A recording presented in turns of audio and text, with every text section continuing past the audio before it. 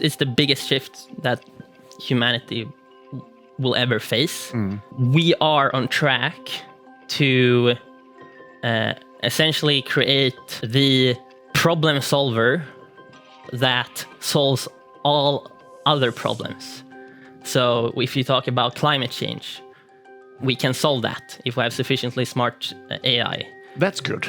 If we talk about a terrorist organization wanting to create biological weapons with very little capital, you can also solve that problem. It's very chaotic in how it will develop, I think. At the age of 12, he built his first apps. A year later, an AI chatbot. After that, he became the world's youngest AI scientist in Singapore. Last year, he was added to Forbes' list of the 30 people under 30 who have the most influence in commerce and e-commerce in Europe. I'm talking about Oliver Edholm, a CEO and founder of the AI company Depict. Oliver describes AI as the biggest change in human history, a shift that he's afraid of but would like to be a part of in a positive way. Oliver, welcome to Rejlers Play. Thank you. So nice to have you here. Oliver, when did you realize that you had a great talent in technology, computers and programming and so on? Yeah, I've always loved to build things. So like when I was really young, played with Legos. Then I played Minecraft, and I realized, I don't know like how good I am, but I have this like incredible passion and joy from building things. And yeah, I think I played Minecraft a lot, and I got bored of the game and realized, well, I can change the code behind Minecraft. And first I thought programming was just the thing you did to change Minecraft. Okay. But then I realized, wow, with programming, I can create smartphone apps. And then that, for me, like smartphone apps was like the adult world. That was like the symbol of the adult world. Yeah. And I made my first app, I made money on it. And then it was like this veil of like, adult things aren't necessarily just made for adults. No. The world is your oyster if you are proactive and actually do it. So I think that was like a key mindset shift for me. That's a nice vision. Yeah. At the age of 16, you ended up in Singapore, of all places, as the world's youngest AI scientist. How did that happen? How did that happen? It's a long story. In middle school, Swedish middle school, I had this, you could say, mental breakdown, actually. I've, in hindsight, learned that the way the school system in Sweden works is not very good for me, my personality. I'm a person that I want to decide myself what problem I'm going to solve, and then I want to go 110% in that. I need to choose myself. Yeah. And I ended up actually almost like burnt out from school in 8th grade. I couldn't physically attend school. I was depressed, and I really felt school is not going to work for me. And I read books about the future, what professions should you have, and came onto this topic of artificial intelligence and read about, well, if you look on a historical context, the history of Homo sapiens, we're in a very interesting period of time where we see technological progress like never before. Yeah. And it's very possible that with the advent of computers, we can essentially create computers that are way smarter than humans at essentially every task. And for me, that was very clearly, if that would happen, that would be the biggest shift in the history of humanity. So I was depressed. I like, what's my life mission? What's the purpose of all this? And I kind of clung on to that. Yeah. Artificial intelligence, that's my purpose in life. And I skipped school lectures, all of that, and just went 110% on building my own AI projects. Yeah. And through that, I got a job at Klarna at quite a young age. And for some reason, I think I was just very obsessed with Asia. I was very obsessed with certain research papers. I decided I wanted to go to Singapore.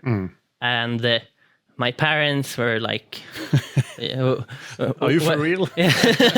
And I took that 110%, focus, and I booked a flight ticket without them knowing, and went to Singapore. And it's a long, complicated story, but I ended up being a research assistant for a project I was doing there, essentially, at the university. A big trip in so many different levels. For you.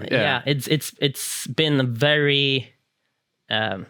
You have to develop as a human being in many dimensions quite quickly. So But Oliver, you're a successful 22, 23-year-old guy. 21. 21, sorry, even younger. And you have formed your own company, Depict. You have 25 employees today, and you raised over 200 million Swedish crowns in capital for this. You have customers all over the world. Tell me, that's quite a journey, I must say. But tell me, what's Depict's main idea? Yeah, so we've shifted throughout the years, but essentially what we are is we are the brain behind deciding what products you see on e-commerce websites. So if you go to any e-commerce website, you will get recommended products for you. You can search, maybe I search for a jacket on a site. And then there's an AI that decides, based on the search term you wrote, what results am I going to get. Okay. So essentially, where and when you see a product, we are the brain behind that. And that requires a lot of artificial intelligence that e-commerce companies don't have the knowledge, the data, the capacity to do. So we sell that as a service to e-commerce companies. And the business magazine, the very famous business magazine Forbes, recognized you and your idea for that. You ended up on a 30 list of young e-commerce people in Sweden, in Europe. So congratulations. Thank you. I want you to try to pinpoint for us what AI really is and what potential it has. I know it's a broad and wide question, but AI stands for artificial intelligence. So what is considered intelligence by humans today? Artificial intelligence is trying to recreate that in a computer form. So that's the broad term, which is quite vague. Hence, you see AI used in many different contexts. But I would say the vision, the long-term vision with AI is to recreate every aspect of human intelligence in a computer.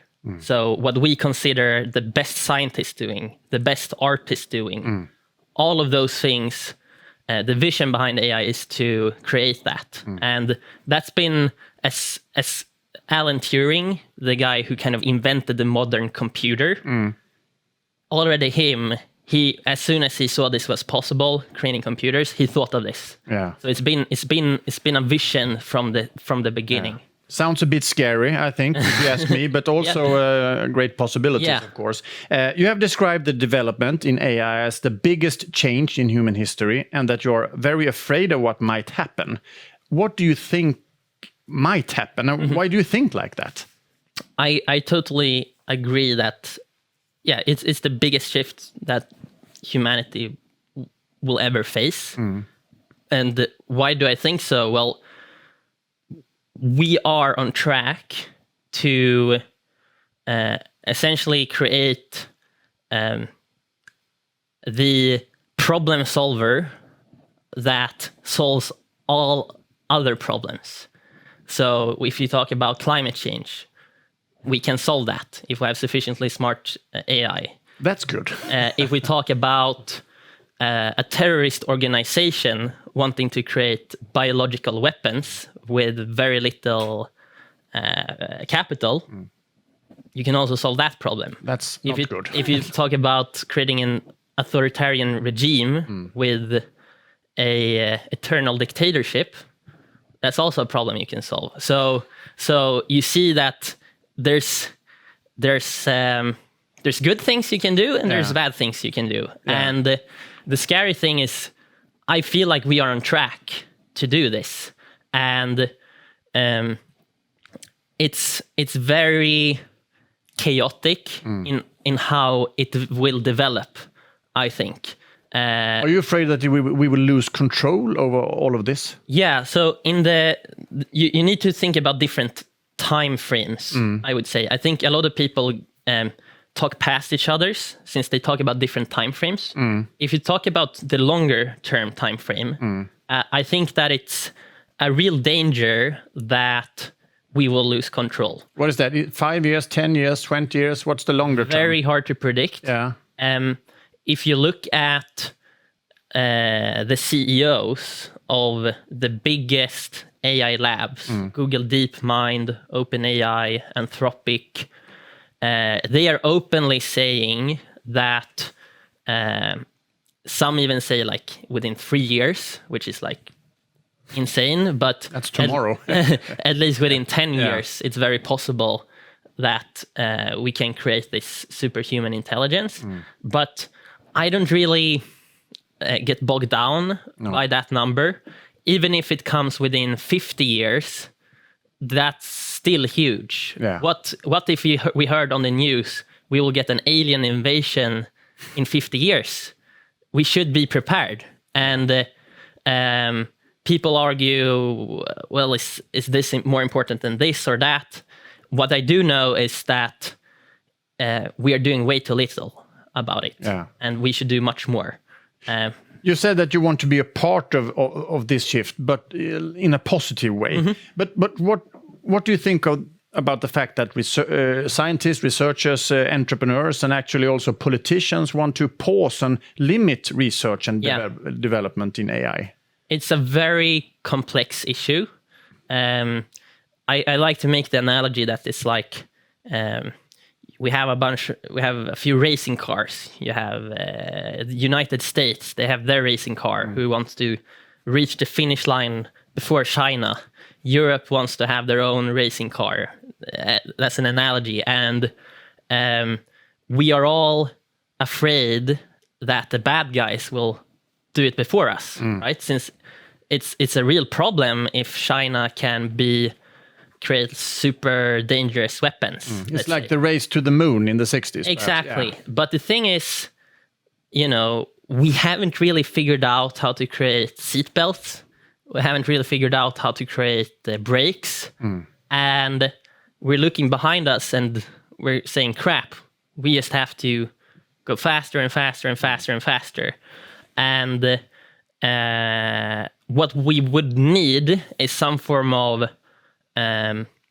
similar to how we did it with nuclear weapons, or what we're trying to do with climate change. We need a coordinated agreement between all countries in the world. But is that possible, do you think? That's something above me. I don't know. I think it's something we should really try for.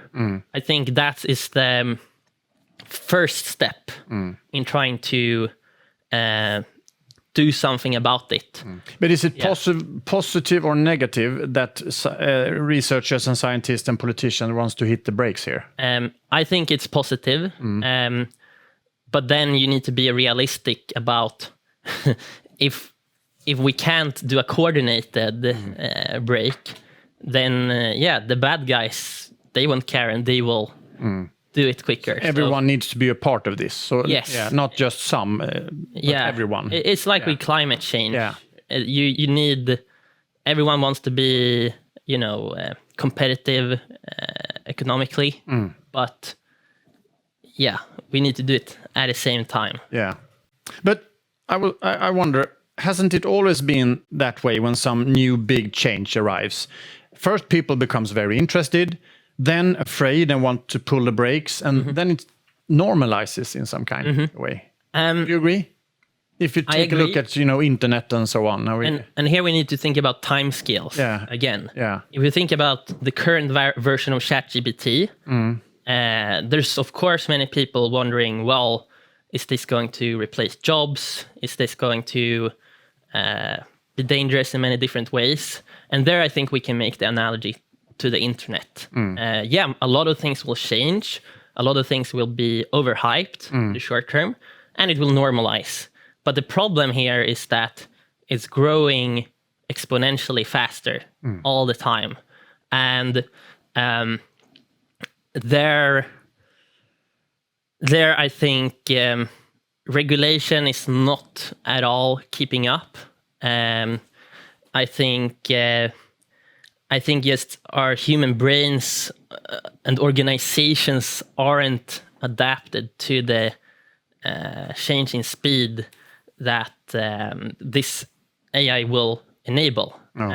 So on a longer time frame, I think we're just not going to keep up. Oh. But it's easy to get caught up in the negative. What's the most positive scenario around AI, according to you? So if we take a step back and think about AI as like the problem solver that can solve any other problem, right? I would say that treating and eradicating cancer, it has not too many downsides, a lot of upsides. Doing something about climate change, ensuring that jobs that people don't really like and could be automated are automated. Sounds good. Traveling to other planets sounds fun. The world is your oyster if you solve this, essentially. If we think about a little bit shorter term as well, since this might sound a little bit science fiction, I like to make the analogy of having like a junior employee at your fingertips all the time. Where like if you use ChatGPT, they can do a lot of those kinds of tasks, and we're getting more and more AI systems that are integrated to the rest of the software stack in organizations. And what a junior intern-ish person could do, I think in a very short period of time, and already we will have systems that can already do that at everyone's fingertips. And I think that's generally net positive, right? But there's, for instance, Facebook or Meta. They are a little bit controversial in the sense that they have an open source policy. So they have built AI models that's essentially as good as ChatGPT, but then they've made the brain, the code behind it, fully open source, available to anyone. So what some people have done is they have reverse engineered it and said, oh, the human feedback you got before, you said that you shouldn't be able to teach someone how to create biological weapons. I want you to teach me how to create the most potent biological weapons. People have done that, and you can ask, how do I recreate this terrorist attack? And it will give you step by step already. So that's really scary. And that's today. Today. So I think, and like we can't let Facebook or Meta take those ethical decisions themselves.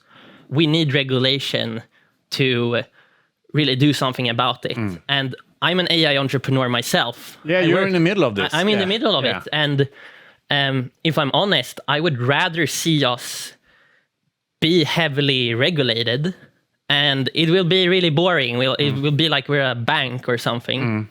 But I think it's for the best of humanity to do that. And within Silicon Valley, in tech circles and so forth, people are quite liberal. They think that tech is, by tech on a longer time frame has always led to better and better things in the world. But I think they're too stuck in that thinking. Yeah, but you met a lot of people in this business, in this area. Are they on board with your idea here, or do they think differently? Yes, that's the thing. If you talk to, I think the best example is if you look at the top 3 CEOs of the biggest AI labs in the world, OpenAI, Google DeepMind, and Anthropic, they all say there was an open letter where they said AI should be seen as an existential threat akin to nuclear bombs and climate change. It should be seen as important. Yeah. They are themselves speaking to the Senate in the United States saying, hey, you're way too slow here. You need to regulate us. Yeah. And I'm afraid that it's not happening quickly enough. And you're going to get a lot of you will get a lot of hate from very smart people for doing this. But if you actually look at the ones who are actually in the arena doing the actual work, there's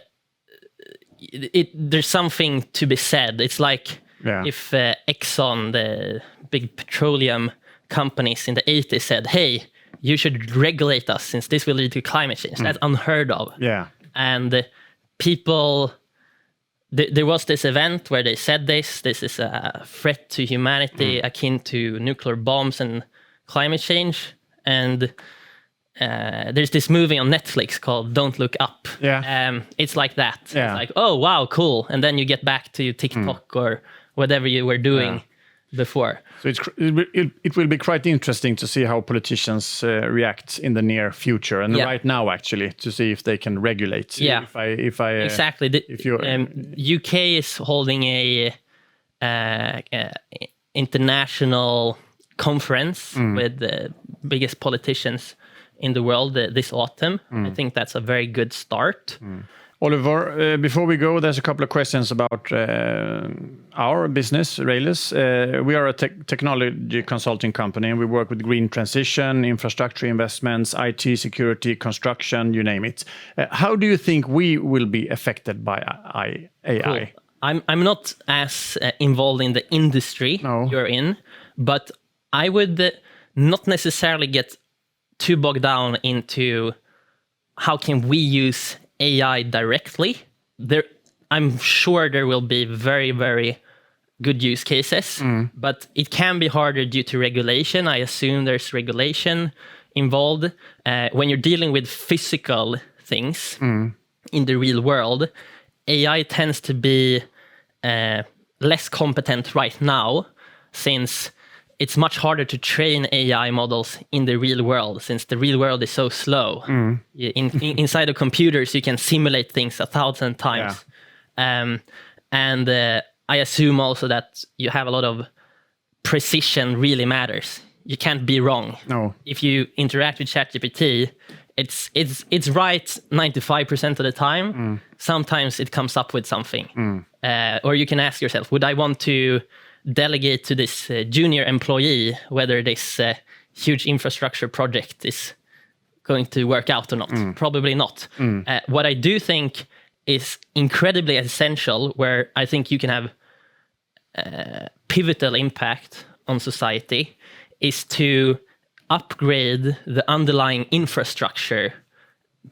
And you're dealing with very essential infrastructure at Rejlers to be ready for the AI wave.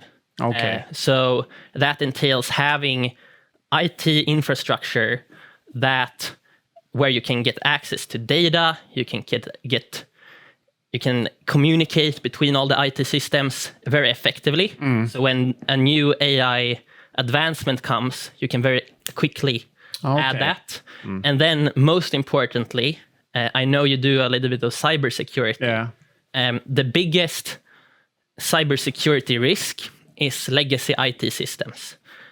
So it doesn't sound as sexy, but being able to upgrade legacy IT systems to a more modern technology that's ready cybersecurity-wise is going to be very, very useful. So you really need to be on top of the security. So if I ask you, how do you think Rejlers should act when it comes to AI?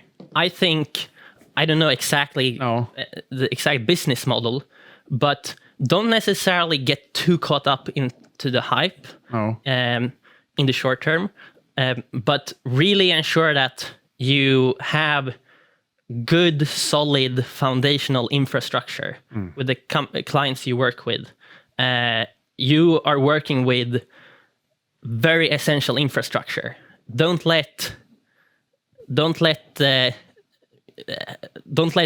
yourself have like this. Maybe everything is good, and then you have this one vulnerability here. If you have older systems, ensure you isolate it in a clear way, so that just because this super old IT system, that can't come and impact the other ones. So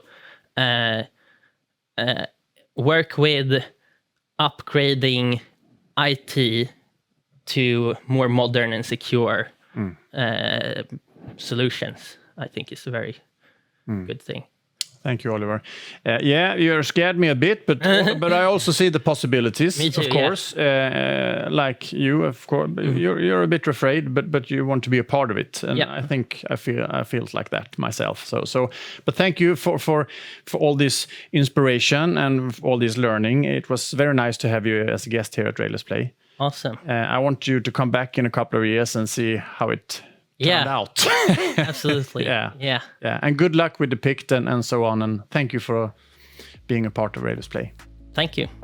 This was Rejlers Play with Oliver Edholm, CEO and founder of Depict, and he told us a lot about AI.